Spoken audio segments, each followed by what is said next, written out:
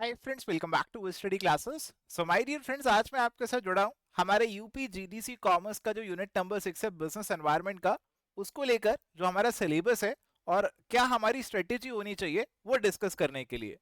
देखो, UP GDC assistant professor commerce की अगर हम बात करते हैं तो यहाँ पे आपका जो एग्जामिनेशन का पैटर्न है उसमें सबसे पहले तो आपका है प्रीलिम्स एग्जामिनेशन, स्क्रीनिंग एग्जामिनेशन आप उसे बोल सकते हैं।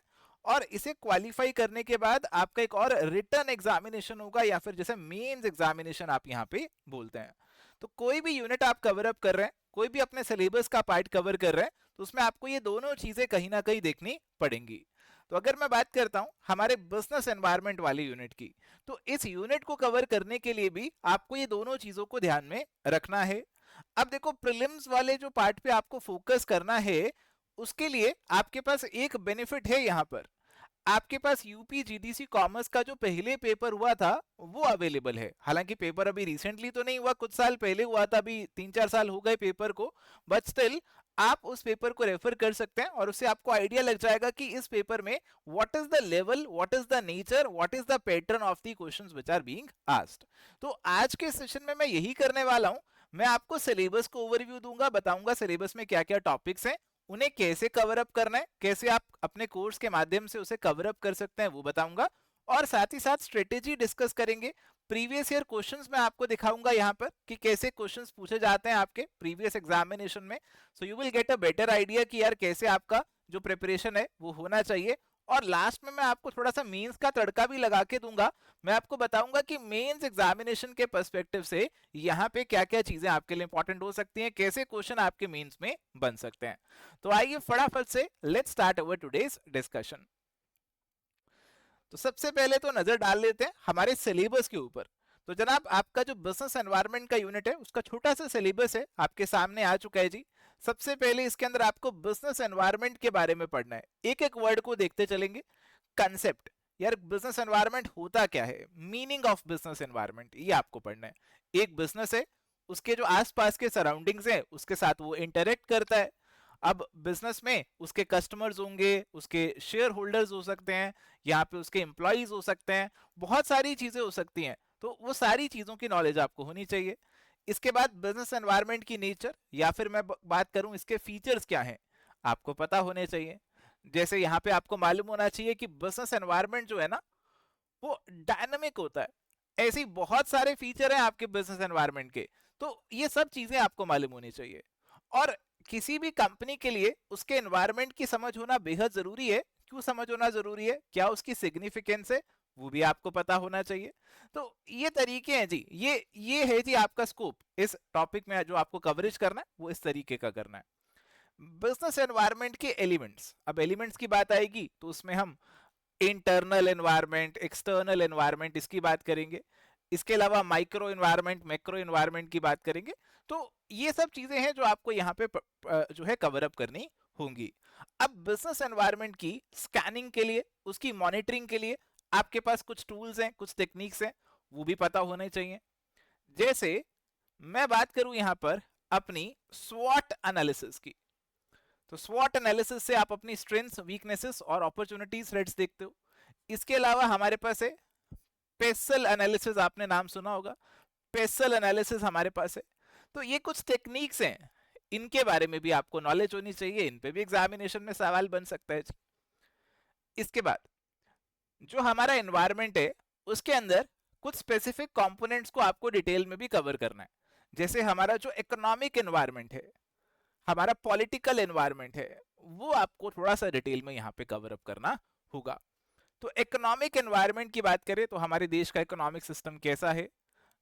इंडिया एक मिक्स्ड इकोनॉमी है, ऐसा आपने सुना होगा, पढ़ा होगा। तो क्या होती है मिक्स्ड इकोनॉमी, ये सब चीजें, इंडिया में कौन कौन से सेक्टर्स हैं, कौन कौन सी कंपनीज हैं इंडिया में जो काम कर रही हैं, सरकारी कंपनीज काम करती हैं, प्राइवेट भी करती हैं, है ना। तो ये कुछ बेसिक चीजें हमारी इकोनॉमी के बारे में। फिस्कल पॉलिसी क्या है, मॉनेटरी पॉलिसी क्या है, 1991 में हमारी इंडियन इकोनॉमी में बहुत बड़े रिफॉर्म्स आए थे। तो ये बेसिक चीजें आपको पता होनी चाहिए। इसके बाद सोशियो कल्चरल एनवायरनमेंट, जनाब कोई भी बिजनेस जो है वो अपनी सोसाइटी और उसका कल्चर उसको इग्नोर नहीं कर सकता। अगर आप इंडिया में काम कर रहे हैं तो आपकी इंडिया के जो कल्चर है उसके अकॉर्डिंग ही काम करना पड़ेगा। आप ऐसी चीजों की मार्केटिंग या फिर ऐसे तरीके से मार्केटिंग नहीं कर सकते जो किसी कल्चर के, किसी रिलीजन के सेंटिमेंट्स को हर्ट कर दे। तो ये जो सोशियो कल्चरल एनवायरनमेंट है ना, इसका डोमेन बहुत बहुत बड़ा हो सकता है। तो इसमें भी एग्जामिनेशन पर्सपेक्टिव से क्या क्या चीजें आपको मालूम होनी चाहिए। जैसे यहाँ पे ना एक बहुत ही फेमस थ्योरी आती है, हॉफस्टेड कल्चरल डायमेंशंस थ्योरी। शायद मेरे पीछे ना छुप रहा हो, नहीं दिख रहा है। हॉफस्टेड कल्चरल डायमेंशंस थ्योरी जो है वो आपको यहाँ पे पता होनी चाहिए। और भी बहुत सारी चीजें जो आपके साथ डिस्कस होंगी। इसके बाद CSR, कॉर्पोरेट सोशल रिस्पॉन्सिबिलिटी। आपने पढ़ा होगा कंपनीज एक्ट 2013 आ चुका है जी, और इसके अंदर ये जो CSR है इसकी ऑब्लिगेशन मैंडेटरी हो गई है कि कंपनीज को कंट्रीब्यूट करना है। कौन सी कंपनीज को कंट्रीब्यूट करना है, क्या हमारा क्राइटेरिया रहेगा, कितना टर्नओवर होना चाहिए, कितने प्रॉफिट्स होने चाहिए, कब आपकी लायबिलिटी अराइज होगी, और कितने परसेंट कंट्रीब्यूट करना है, कौन कौन सी एक्टिविटीज में कंट्रीब्यूट करना है, ये सब चीजें पता होना चाहिए। इसके अलावा कॉर्पोरेट सोशल रिस्पॉन्सिबिलिटी होता क्या है, कॉर्पोरेट सोशल रिस्पॉन्सिबिलिटी को लेकर कुछ मॉडल्स हैं, कुछ फ्रेमवर्क्स हैं। जैसे बहुत इंपॉर्टेंट है Carroll CSR pyramid, a very important one. तो ये सब चीजें आपको मालूम होनी चाहिए। देखो ये सब चीजें अगर आपको मालूम होंगी ना, तभी आप अपना मेंस का आंसर भी बढ़िया लिख सकते हो, तभी आप अपना रिटर्न आंसर भी बढ़िया लिख सकते हो। अगर आपको सवाल आ रहे हैं CSR के ऊपर और अगर आप जनरल ज्ञान बांट कर आ रहे हो पेपर के अंदर, बस जनरल जनरल बातें लिखी जा रहे हो, तो मार्क्स थोड़े कम होंगे। बट अगर आप उसमें तड़का लगाते हो, आप मेंशन करते हो कंपनीज एक्ट 2013 उसके सेक्शन, उसके शेड्यूल के बारे में, आप मेंशन करते हो केरल के CSR पिरामिड के बारे में, तो जनाब एग्जामिनर पे आप एक अच्छा इंप्रेशन दोगे और आपको मार्क्स भी यहां पे अच्छे ही मिलेंगे। इसके बाद नीति आयोग, नीति आयोग के बारे में आपको पता होना चाहिए, national institution of transforming India. तो जनाब नीति आयोग कब बना, कौन से इंस्टीट्यूशन को इसने रिप्लेस कर दिया। प्लानिंग कमीशन होता था पहले, उसे खत्म किया गया और अभी नीति आयोग यहाँ पे बनाया गया। तो प्लानिंग कमीशन और नीति आयोग में क्या क्या डिफरेंसेस हैं, नीति आयोग किस तरीके से काम कर रहा है, इसके कौन कौन से मेंबर्स रहते हैं, अभी भी इसमें कुछ कमियां वगैरह हैं कि नहीं है, नीति आयोग ने क्या क्या किया हमारे देश में। तो जनाब ये कुछ चीजें हैं जो एग्जामिनर चाहेगा कि आपको मालूम होनी चाहिए, प्रीलिम्स के लिए भी और मेंस के लिए भी ये टॉपिक इंपॉर्टेंट आपका रहेगा। इसके बाद आपका लीगल एनवायरनमेंट। तो लीगल एनवायरनमेंट में बेसिकली बिजनेस के लॉज आते हैं, और यहाँ पे आपके सिलेबस में क्लियरली मेंशन किया गया आपको ब्रीफ स्टडी करनी है किसकी, ये 3 कानून की ब्रीफ स्टडी करनी है। अब ये जो 3 कानून है ना, है बहुत बड़े कानून वैसे तो। देखो, Indian contract act 1872, the companies act 2013 and goods and services tax GST, जो बहुत ही हॉट टॉपिक रहता है, हमेशा न्यूज वगैरह में भी रहता है। तो जनाब इंडियन कॉन्ट्रैक्ट एक्ट 1872, अब इन्होंने तो लिख दिया ब्रीफ स्टडी। अब ब्रीफ स्टडी का मतलब क्या है कि शुरू के 10 सेक्शन पढ़ के आ जाओ, ऐसा कर सकते हैं? नहीं कर सकते। तो हमें तो देखो जितने भी टॉपिक्स हैं उनके बारे में ब्रीफ नॉलेज तो लेनी ही पड़ेगी, हमें बेसिक नॉलेज तो ऑब्टेन करनी ही पड़ेगी। ऐसी कंपनीज एक्ट 2013, तो यहाँ पे आपको कंपनीज के बारे में, इस एक्ट के बारे में, इस एक्ट में कितने सेक्शन है, कितने शेड्यूल हैं, ये सब चीजें। इसके अलावा हमारे जो कंपनीज हैं उनके बारे में कुछ और इंपॉर्टेंट चीजें रहती हैं, जैसे कंपनी की मीटिंग्स वगैरह होती हैं, कंपनी के डायरेक्टर कौन होते हैं, कंपनी की वाइंडिंग अप को लेकर कुछ चीजें। तो कुछ भी पूछ सकते हैं यार, इन्होंने तो ब्रीफ स्टडी लिख दिया। ब्रीफ स्टडी से बेहतर था आप स्पेसिफाई कर देते कि यार ये एक्ट के अंदर ये पढ़ लो, ये एक्ट के अंदर ये पढ़ लो। That would have been much easier for us कि यार बस उतना उतना पार्ट कवर अप करके जाएंगे। बट इन्होंने थोड़ा सा ओपन एंडेड छोड़ दिया, तो हमें भी अपना जो कवरेज है वो फिर अकॉर्डिंगली करना पड़ेगा। हम अपने आप को बहुत ज्यादा रिस्ट्रिक्ट नहीं कर सकते, हमें देखो थोड़ा सा तो कवरेज अपना अच्छे से करना ही पड़ेगा। इसके बाद GST आ रहा है जी। GST is a game changer reform, जो अभी कुछ साल पहले ही हमारे देश में आया है। अब गुड्स एंड सर्विसेज टैक्स की अगर हम बात करते हैं तो इसने पुराने इनडायरेक्ट टैक्सेस को अपने अंदर संभाल लिया। आई थिंक यहाँ से एक आपका मेंस के लिए भी अच्छा खासा क्वेश्चन तैयार हो सकता है कि भाई GST का स्ट्रक्चर कैसा है, GST ने कौन कौन से पुराने टैक्सेस को रिप्लेस कर दिया, and most important one, what are the benefits. हम GST लेकर आए, what are the benefits of GST, consumer को क्या फायदा, बिजनेस को क्या फायदा हुआ, सरकार को क्या फायदा हुआ। So these can be asked in the examination from the mains perspective also. तो ये आपका यूनिट है, देखने में बहुत छोटा लग रहा था, बट जब आप पढ़ने बैठेंगे एक टॉपिक को तो आपको थोड़ा सा डेप्थ में तो जाना ही पड़ेगा। बिल्कुल ऊपर ऊपर से पढ़ेंगे तो बात नहीं बनेगी, कुछ निकलेगा ही नहीं उसमें से। अब ये सिलेबस तो आपने देख लिया, but what are the types of questions which are being asked in the examination, उसकी और आपको लेकर चलता हूं, दिखाता हूं कि बिजनेस एनवायरनमेंट में जो पिछला जीडीसी का पेपर हुआ था कैसे सवाल हमें देखने को मिले थे। तो जनाब यहाँ पे सवाल है एक आपके सामने, policies related to import and export are part of. तो आपको बेसिकली क्या पूछ रहे हैं कि यार बिजनेस एनवायरनमेंट के अंदर यहाँ पे जो कंपोनेंट्स हैं उसके बारे में पूछ रहे हैं, इकोनॉमिक, पॉलिटिकल, सोशियो कल्चरल, इनके बारे में आपसे पूछा जा रहा है। तो बिजनेस एनवायरनमेंट के जो कंपोनेंट्स है, अगेन ये तो आपको कवर अप करने ही पड़ेंगे। Business environment provides, business environment से आपको क्या मिलती है, अपॉर्चुनिटी मिलती है, थ्रेट मिलती है, दोनों मिलते हैं, तो ऐसा सवाल पूछ रहे हैं। तो अगेन बहुत ही सिंपल सा सवाल है, बिजनेस एनवायरनमेंट के सिग्निफिकेंस के ऊपर आप कह सकते हैं। इसके बाद which of the following is not correctly matched. अब देखो मैं आपको बता रहा था ना कि माइक्रो और मैक्रो एनवायरनमेंट, जो हमारा इंटरनल एनवायरनमेंट भी है उसके अंदर भी माइक्रो और मैक्रो दो हो सकते हैं। तो ये माइक्रो और मैक्रो को लेकर सवाल पूछा जा रहा है, तो ये भी आपका बिजनेस एनवायरनमेंट को लेकर सवाल है। तो बेसिक कंसेप्चुअल अंडरस्टैंडिंग से ही बहुत सारे सवाल निकल रहे हैं आपके। तो बेसिक वाला जो लेक्चर रहेगा ना, that is going to be a very very important one from your prelims वाला पर्सपेक्टिव, फ्रॉम योर स्क्रीनिंग वाला पर्सपेक्टिव। ऐसे ही अगेन अगला सवाल, which is not the factor of external environment analysis. Again फिर से वही बात, इंटरनल एक्सटर्नल एनवायरनमेंट आ गया।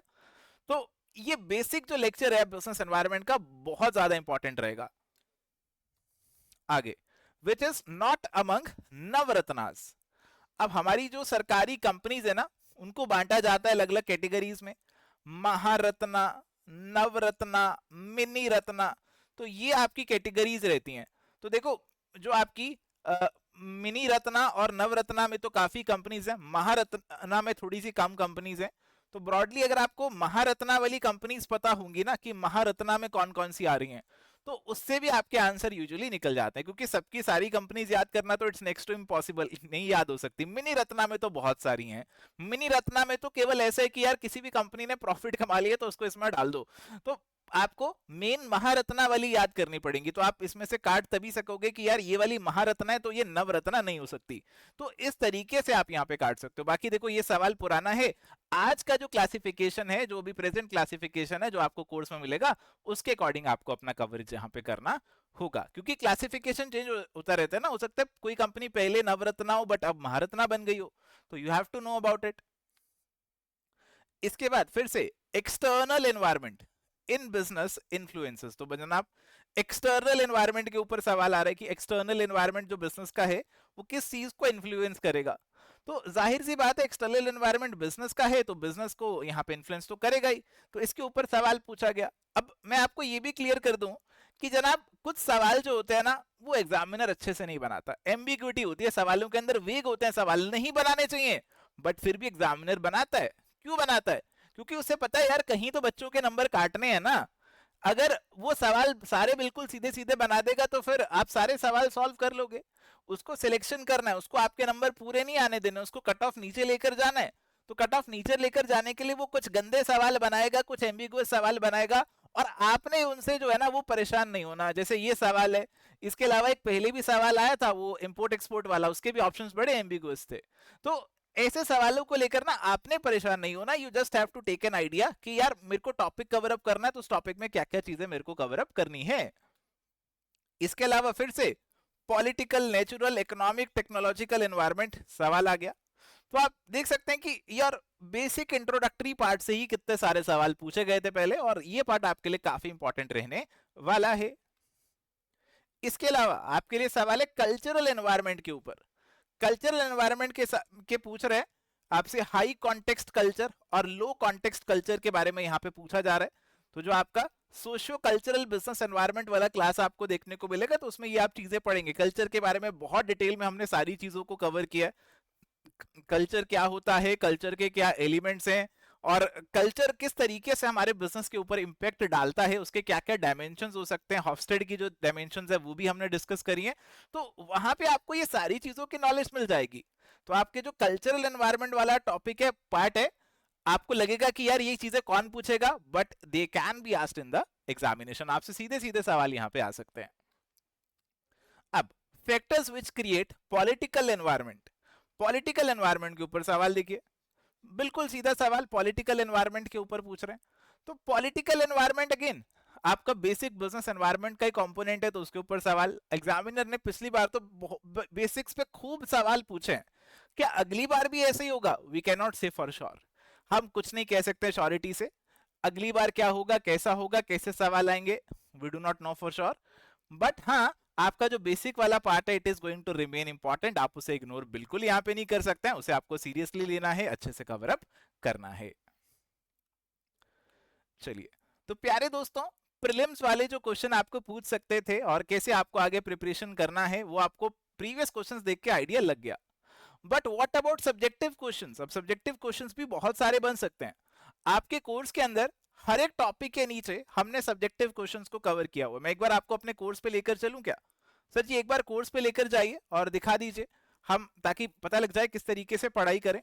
जो भी मैं वीडियो रिकॉर्ड कर रहा हूँ, ये वाला वीडियो आपको सबसे ऊपर देखने को मिलेगा। अभी ये नहीं है तो अभी ये कोर्स में नहीं दिख रहा आपको।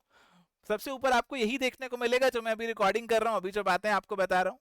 उसके नीचे आपका एक एक टॉपिक जो है उसका कवरेज आपको देखने को मिलेगा। जैसे सबसे पहला टॉपिक आपका concept, nature and significance of business environment का है, तो इसको लेकर हमारी जो क्लास है वो आपको देखने को मिल जाएगी। इसके अलावा यहाँ पे इस क्लास के जो नोट्स वगैरह हैं वो आपको थोड़े से देखने को मिल जाएंगे। आपको बिजनेस एनवायरनमेंट क्या है, क्या कैरेक्टरिस्टिक्स, इंपॉर्टेंस वगैरह जो है, एनवायरनमेंट स्कैनिंग के जो इंपॉर्टेंट टेक्निक्स हैं, पॉटर का मॉडल भी है यहाँ पर, कंपोनेंट्स हैं बिजनेस एनवायरनमेंट के, इंटरनल, एक्सटर्नल, माइक्रो, मैक्रो, ये सारी चीजें जनाब आपको इसके अंदर देखने को मिल जाएंगी। इसके बाद आप देखिए इसके एमसीक्यूज आ गए। इस एमसीक्यूज को लगाना बहुत जरूरी है, तभी इस टॉपिक पे पकड़ आपकी मजबूत बनेगी। 30 सवाल लगाओगे तो काफी अच्छी पकड़ बनेगी टॉपिक पे। इसके बाद देखो, आपके लिए हर चीज नोट डाउन करना इज इम्पॉसिबल, आप हर चीज नोट डाउन नहीं कर सकते, तो हमने एक समरी शीट बना दी थी, 1 पेज की पूरी समरी है जिसमें आपका पूरा बिजनेस एनवायरनमेंट, सारे इंपॉर्टेंट कंपोनेंट्स इसके हमने डाल दिए। You can also take a print out of this, और इस प्रिंट आउट के थ्रू आप अपना रिवीजन भी बहुत आसानी से कर पाएंगे। और जो आप इंतजार कर रहे थे, सब्जेक्टिव क्वेश्चंस, तो बिजनेस एनवायरनमेंट के टॉपिक से जो भी आपके सब्जेक्टिव क्वेश्चंस बन सकते हैं वो हमने यहाँ पे इंक्लूड कर दिए, कि बिजनेस एनवायरनमेंट के जो जो क्वेश्चंस हमें लगता है इंपॉर्टेंट है, which can be asked in the examination, तो वो सारे आपको यहाँ पे भी देखने को मिल जाएंगे। ऐसा हमने हर एक टॉपिक के साथ किया। आगे आप इकोनॉमिक एनवायरनमेंट का टॉपिक देखेंगे तो उसमें भी कुछ ऐसे ही है। इंडियन इकोनॉमिक एनवायरनमेंट की आपको क्लास तो देखने को मिलेगी। इस क्लास में सारी आपकी इंपॉर्टेंट चीजें आ जाएंगी, इंडिया की इकोनॉमी के ऊपर, मिक्स्ड इकोनॉमी के ऊपर, और जो इंडिया की पॉलिसीज रही हैं, रिफॉर्म्स रहे हैं, पब्लिक सेक्टर अंडरटेकिंग्स का जो क्लासिफिकेशन, महारत्ना, नवरत्ना, मिनी रत्ना, जिसपे सवाल आ रहा था, वो सब चीजें अगेन आपको यहाँ पे देखने को मिल रहे हैं। फिस्कल पॉलिसी, मॉनेटरी पॉलिसी, सब कुछ आ रहा है जी यहाँ पर आपका।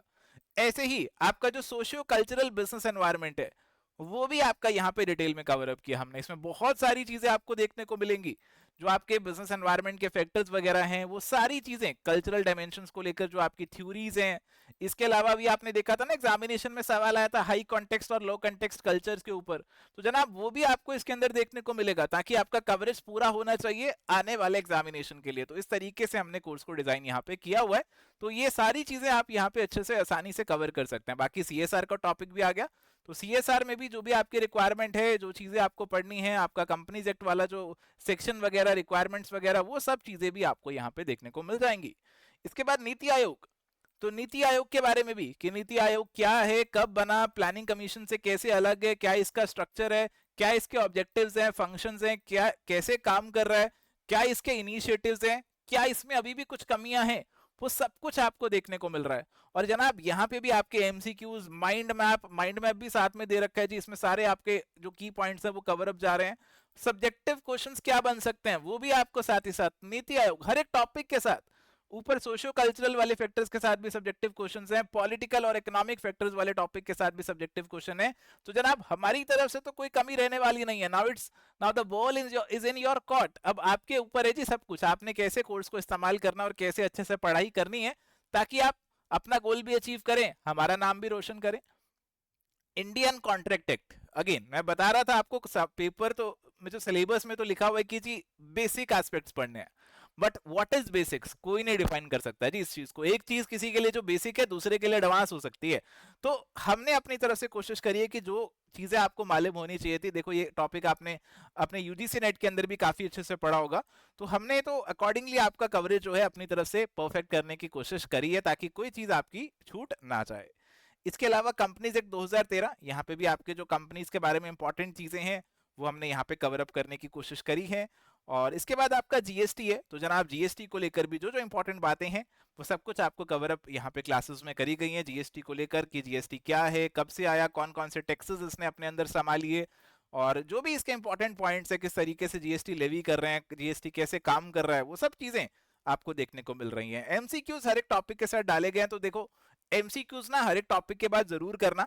उससे क्या है कि आपका टॉपिक के ऊपर जो पकड़ है ना, that is going to be more stronger, आपको चीजें और अच्छे से याद रहेंगी, आपको जो टॉपिक है ना वो अच्छे से भूलेगा नहीं। क्योंकि क्लास सुनते समय ना कई बार कुछ चीजों को हम लाइटली ले लेते हैं, जैसे अभी आप मेरे को सुन तो रहे हो, बट हो सकता है आपका ध्यान कहीं और जा रहा हो, ध्यान भटक रहा हो, बट जब वो चीज सवाल में आएगी ना तो वापस से आपका जो ध्यान है उसकी तरफ चला जाएगा, और अगर आपने क्लास में नहीं भी सुनी तो सवाल के थ्रू कवर अप हो जाएगी। इसके बाद जीएसटी के भी सब्जेक्टिव क्वेश्चंस आ गए, तो हमने अपनी तरफ से यार कोर्स को बहुत अच्छे से कवर करने की कोशिश करी है, सारी चीजों को इंक्लूड करने की कोशिश करी है कि हमारी तरफ से कोई कमी ना रह जाए। और जनाब बाकी आपका जो प्रीवियस ईयर क्वेश्चंस है मैंने वैसे तो आपको दिखा दिए, और पेपर आपका कोर्स में वैसे ही अपलोडेड है, तो आप पेपर को भी सॉल्व कर सकते हैं ताकि आपको आइडिया लगता रहे कि आपका प्रिपरेशन को जो है वो प्रीवियस ईयर क्वेश्चंस के अकॉर्डिंग चल रहा है या फिर नहीं चल रहा। और बाकी जो एग्जाम्स होते हैं असिस्टेंट प्रोफेसर के, उनके पेपर्स भी अपलोडेड है, so you will get to know कि यार इन टॉपिक्स में से कैसे सवाल आ सकते हैं असिस्टेंट प्रोफेसर एग्जाम्स में। तो इस तरीके से जनाब आपका जो बिजनेस एनवायरनमेंट का यूनिट है आपको वो कवर अप करना है। जो स्ट्रेटेजी आपका रहेगा आई होप आपको काफी हद तक तो क्लियर हो ही चुका है। ये कुछ सब्जेक्टिव क्वेश्चंस थे जो मैंने यहाँ पे इंक्लूड किए थे, जो मुझे लगता है कि ये तो पक्का पक्का से आपको करने चाहिए। तो सीधे सीधे क्वेश्चन है ये, आप एक बार वीडियो को पॉज करके रीड भी कर सकते हैं। बाकी जब आप अपने टॉपिक को पढ़ेंगे उसके नीचे ये सब्जेक्टिव क्वेश्चंस ऑलरेडी कवर हो रहे हैं, तो वहां पे आपके ऑलरेडी ये कवर भी हो जाएंगे। तो जनाब ये थी आपकी स्ट्रेटेजी को लेकर जो हमारा बेसिक सेशन था आपके जो यूनिट नंबर 6 से बिजनेस एनवायरनमेंट का UP GDC assistant professor commerce examination के लिए। मैं चाहता हूं कि आप हर एक टॉपिक को अच्छे से डिटेल में कवर अप करके जाए, एग्जामिनेशन के लिए कोई कमी नहीं रहनी चाहिए। और कोर्स में भी हमारा यही कोशिश है, इसी अप्रोच से कोर्स को डिजाइन किया है, कोर्स पे इसी अप्रोच से काम कर रहे हैं, आगे वाले यूनिट्स पे भी ऐसे ही हमारा फोकस रहेगा, अप्रोच रहेगा। तो प्यारे दोस्तों आज इस सेशन को यहाँ पे एंड करते हैं। I wish you all the very best, मिलेंगे नेक्स्ट सेशन में। Keep studying, take care, bye bye.